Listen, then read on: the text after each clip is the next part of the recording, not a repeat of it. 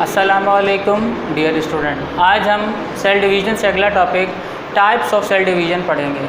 पिछले टॉपिक में हमने सेल डिवीज़न यानी खुलिये की तकसीम के बारे में स्टडी किया, यानी खुलिये की तकसीम किस तरह होती है।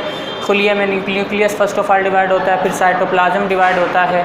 आज हम खुलिये की डिवीज़न की टाइप्स पढ़ेंगे, यानी कि सेल डिवीज़न किसी भी जानदार में कितने किस्म की पाई जाती है।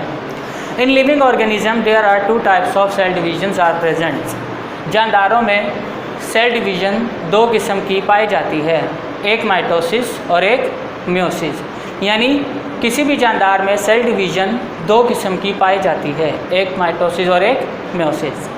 आज का हमारा जो टॉपिक है वो सिर्फ माइटोसिस का है, अगले टॉपिक में हम मियोसिस को स्टडी करेंगे। Okay, first of all mitosis की डेफिनेशन को समझ लेते हैं, फिर इसको हम उर्दू में इसकी मीनिंग समझते हैं। In this type of cell division a parent cell divide into two daughter cells in a way that the number of chromosomes in the daughter cells remain the same in the parent cell.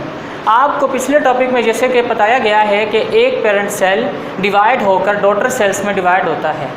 Okay, तो यहाँ पर यही बात बताई जा रही है कि माइटोसिस सेल डिवीज़न ही है, यानी सेल डिवीज़न की पहली टाइप है माइटोसिस। और इस किस्म की डिवीज़न में क्या होता है कि कोई भी पेरेंट सेल डिवाइड होता है और दो डॉटर सेल में डिवाइड होता है। डिवाइड इस तरह होता है कि क्रोमोसोम्स की जो तादाद होती है पेरेंट सेल में, वही तादाद डॉटर सेल्स में सेम रहती है। Do you understand?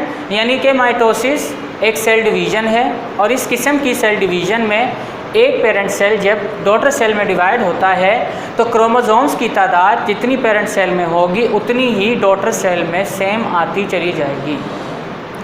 यानी कि यहाँ से हम एक फिगर के ज़रिए भी समझ लेते हैं कि फॉर एग्जांपल एक पेरेंट सेल में न्यूक्लियस में 6 क्रोमोसोम्स थे, तो जब ये पेरेंट सेल दो डॉटर सेल्स में डिवाइड होगा तो इसके डॉटर सेल्स में भी 6 ही क्रोमोसोम सेम होंगे। This type of cell division is called mitosis. अब आ जाते हैं हम कैरियोकाइनेसिस और साइटोकाइनेसिस की फर्दर स्टडी की तरफ। कैरियोकाइनेसिस न्यूक्लियस की डिवीज़न को कहते हैं, जो सेल डिवीज़न में सबसे पहले होती है। जब कोई भी सेल में न्यूक्लियस डिवाइड होगा तो न्यूक्लियस डिवाइड होते वक्त 4 स्टेजेस आएंगी, यानी कि न्यूक्लियस की डिवीज़न 4 मराहिल से गुज़रती है। यानी कि जो न्यूक्लियस होता है उसकी 4 फेसेस होती हैं। न्यूक्लियस जब डिवाइड होता है तो वो 4 स्टेजेस से गुज़रता है और वो स्टेजेस हैं प्रोफेस, मेटाफेस, एनाफेस एंड टेलोफेस, जो कि आगे के टॉपिक में आपको ये सारी स्टेजेस विद फिगर समझाई जाएंगी। इसके अलावा कैरियोकाइनेसिस के बाद साइटोकाइनेसिस होता है सेल डिवीज़न में, साइटोप्लाज्म की डिवीज़न।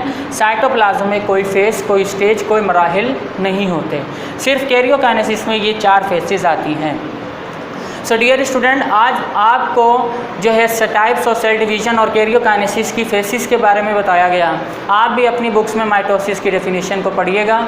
इंशाल्लाह आगे हम माइटोसिस के टॉपिक में प्रोफेस, मेटाफेस, एनाफेस, टेलोफेस और साइटोकाइनेसिस और सिग्निफिकेंस ऑफ माइटोसिस सब टॉपिक्स को डिटेल से पढ़ेंगे। Thank you very much.